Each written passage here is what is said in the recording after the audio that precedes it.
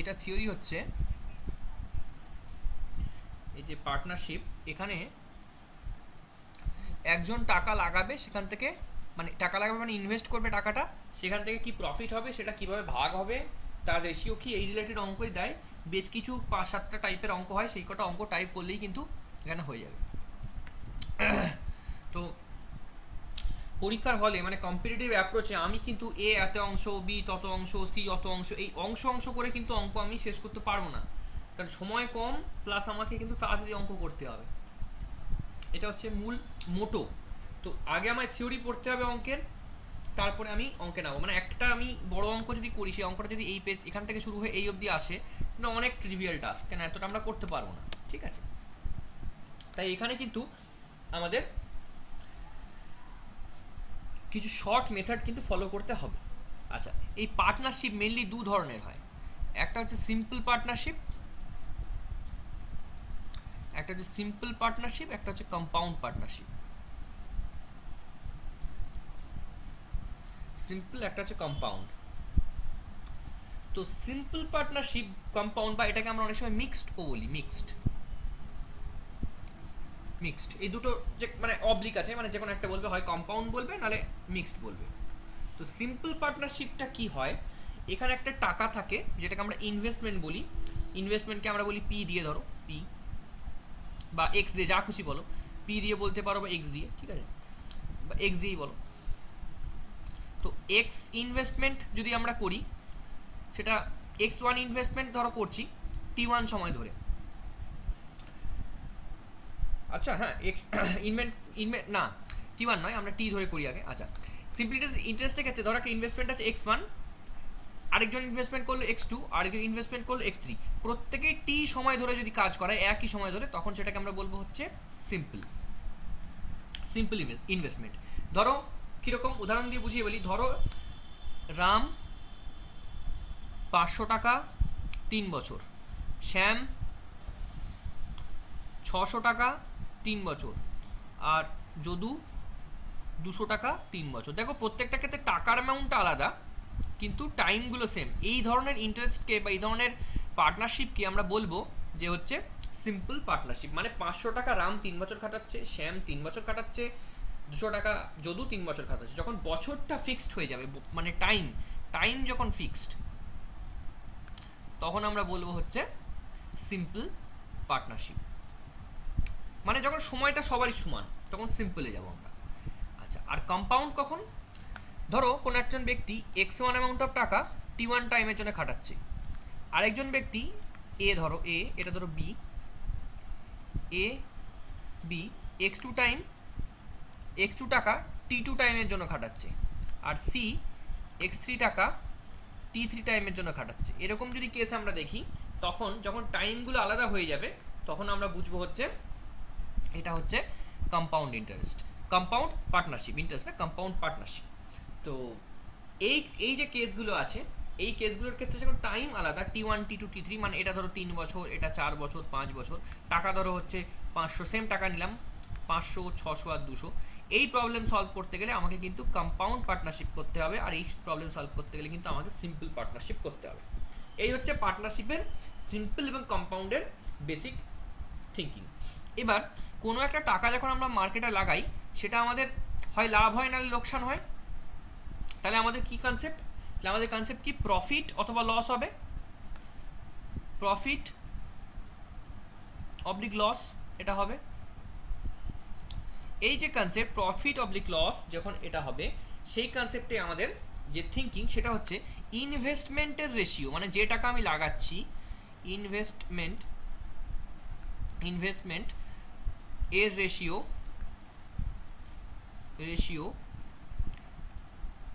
is equals to profit ratio,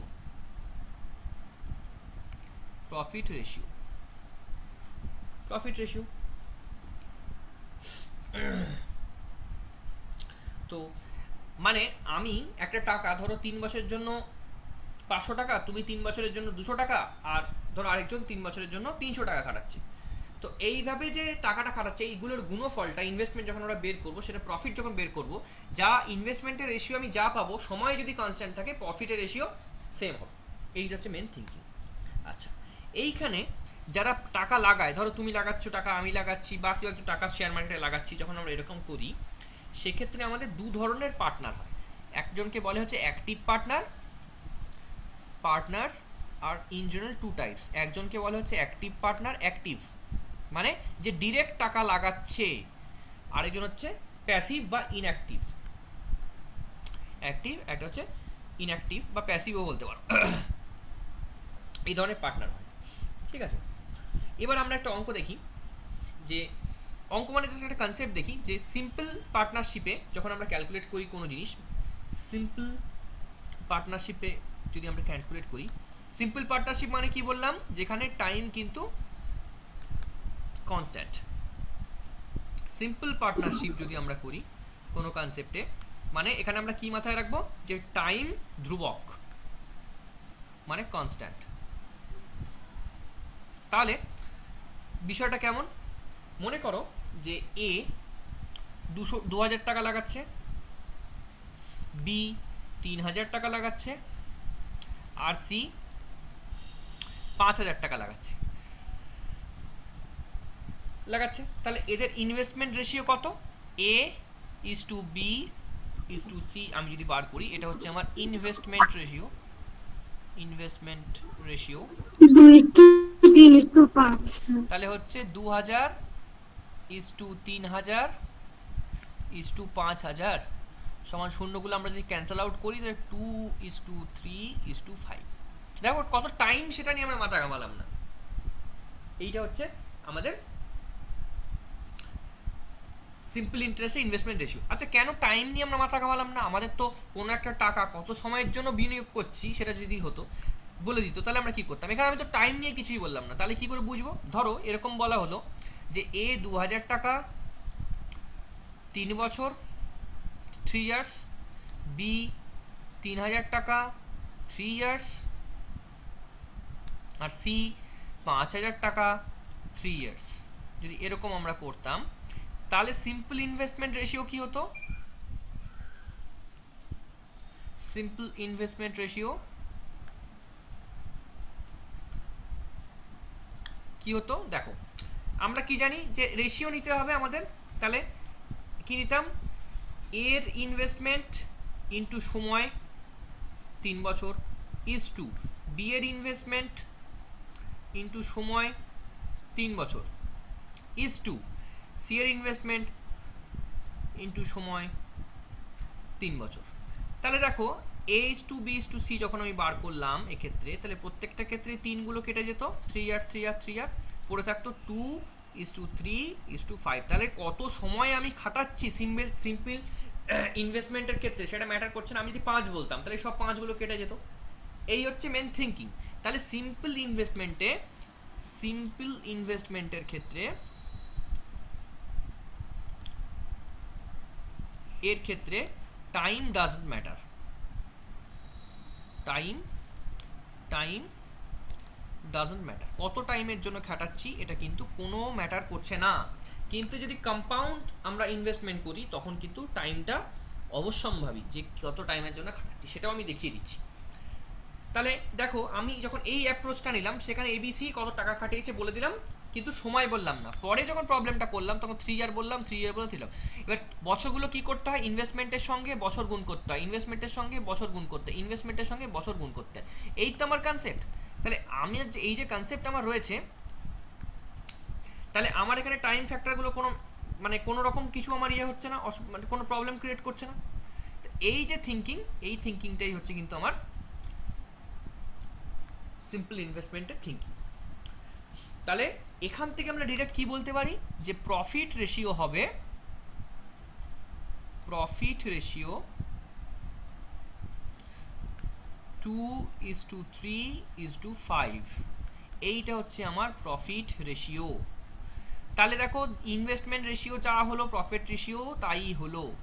আমরা একটু আগে একটা ফর্মুলা দেখলাম যে investment ratio equals to profit ratio. দেখো এই দেখো, প্রফিট আর লস করে বার করবো, এই investment ratio profit ratio.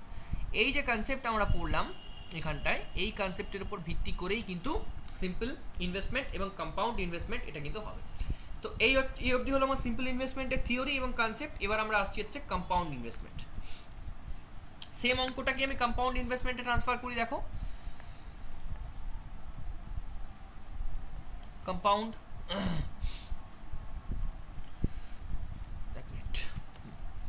Compound ইনভেস্টমেন্টে transfer করছি। দেখো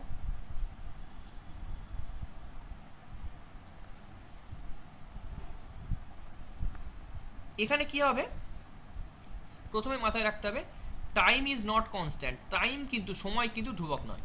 টাইম ইজ নট কনস্ট্যান্ট।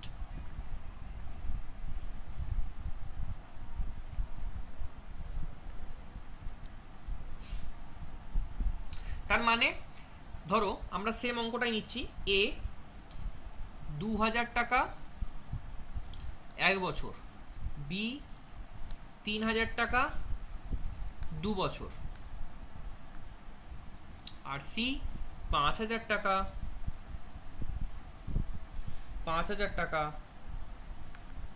3 বছর। তো এই হচ্ছে মেন থিঙ্কিং আমাদের। তো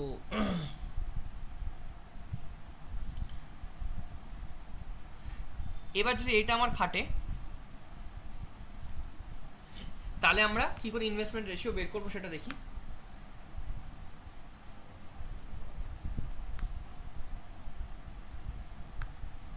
রেশিও কি করে বের করব সেটা আমরা করব হচ্ছে, এ যে টাকাটা খাটাবে, মানে A is to B is to C, 2:6:15, হ্যাঁ 2000 is to 1 year is to 3000 is to 2 year is to 5000 is to 3 year. তাহলে 2:6:15, এইটা হচ্ছে কম্পাউন্ড ইনভেস্টমেন্ট। এই হচ্ছে আমার কম্পাউন্ড ইনভেস্টমেন্টের থিওরি। তাহলে ফর্মুলা কি দাঁড়ালো, A is to B is to C সমান হচ্ছে x1 t1 is two x2 t2 is two x3 t3। এবার যতগুলো দেবে ততগুলো। x1টা হচ্ছে প্রথম ব্যক্তির ইনভেস্টমেন্ট কত সময়ের জন্য, দ্বিতীয় ব্যক্তির ইনভেস্টমেন্ট কত সময়ের জন্য, এটা হচ্ছে তৃতীয় ব্যক্তির ইনভেস্টমেন্ট কত সময়ের জন্য। এই হচ্ছে মেন থিঙ্কিং। ঠিক আছে, এই হচ্ছে মেন থিঙ্কিং। বোঝা গেল থিওরি? হ্যাঁ হ্যাঁ বেশ, এবার আমরা একটা অঙ্ক করি, একটা দুটো অঙ্ক করি। লেখো।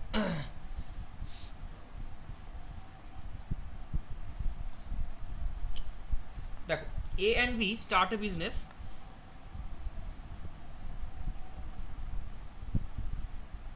Start a business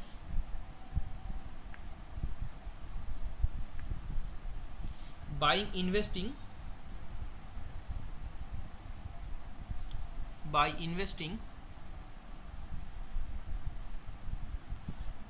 $400 and $1200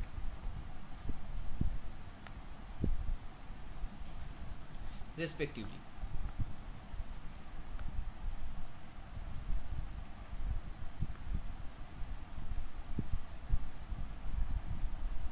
Find the ratio of their profits.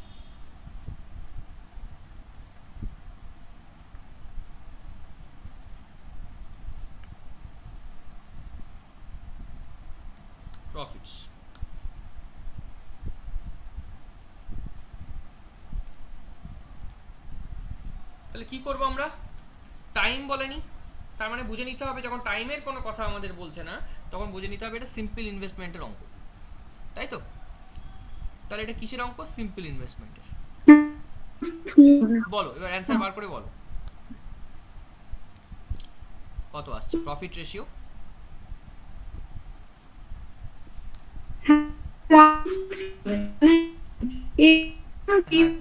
কথাটা একটু কেটে গেল।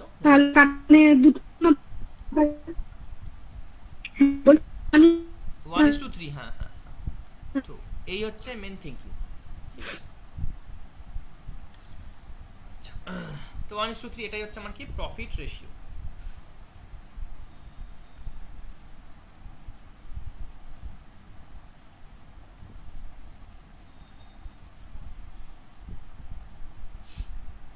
Profit ratio. বেশ, এরপরে আমরা আসছি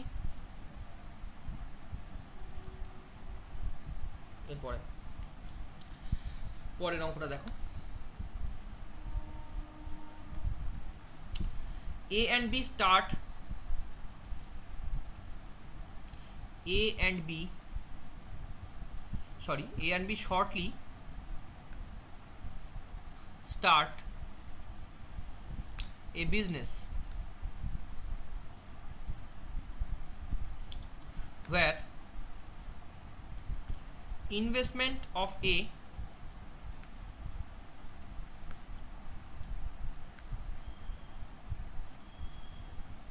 is 3 times the investment of B.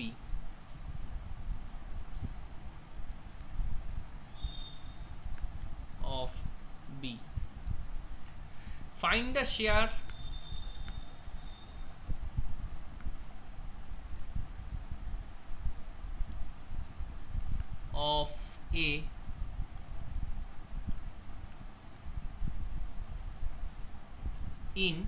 share of A in annual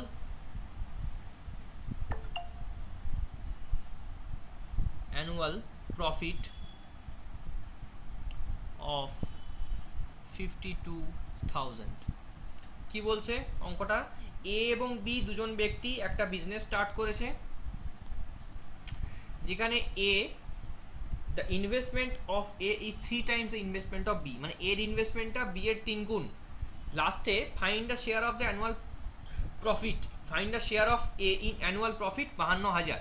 তার মানে দুজনে মিলে 52,000 প্রফিট করছে, সেখানে এর শেয়ারটা কত এটা আমাদের বলছে। তাহলে প্রথম আমাদের থিঙ্কিং কি আছে? এ ইজ টু বি, বিটাকে x ধরতে হবে, এ হবে 3x, তারপর এটাকে 12 দিয়ে গুণ করতে হবে, মানে 12 বছরের আচ্ছা, যেহেতু 12 বলছি দিয়ে আর কি, এক বছর। হ্যাঁ 12 দিয়ে আমরা গুণ করব অবশ্যই। দেখো হ্যাঁ, start a business, investment of A 3 times investment of B, find the annual profit. তাহলে আমার কি অ্যানুয়াল প্রফিট মানে 12 দিয়ে গুণ করতে হবে। তাহলে 3x into 12 is two x into 12। তাহলে আলটিমেটলি আমার কি এটা কেটে গেল, 12 লাগছে না রেশিওতে। তাহলে আমরা কি বলতে পারি? অ্যানুয়াল প্রফিট রয়েছে 52,000। তাহলে হচ্ছে 3x প্লাস x সমান হচ্ছে 52,000। তাহলে x সমান কত? 13,000। x সমান 13,000 হলে এর প্রফিট কত? 3 13 39,000। তাহলে A's share will be 13,000 into 3 সমান হচ্ছে 39,000। এই হচ্ছে থিঙ্কিং, বোঝা গেছে? তো আজকে একটু কানেকশনটা খুব প্রবলেম করছে, তো এই ক্লাসটা আজকে আমি এখানে রাখছি। তো নেক্সট দিন আমরা নেক্সট ক্লাসটা আবার করব, কারণ কানেকশনটা প্রবলেম করছে, বৃষ্টি পড়ছে প্রচণ্ড। তো নেক্সট ক্লাসে আমরা আরও এর অঙ্কগুলো করবো।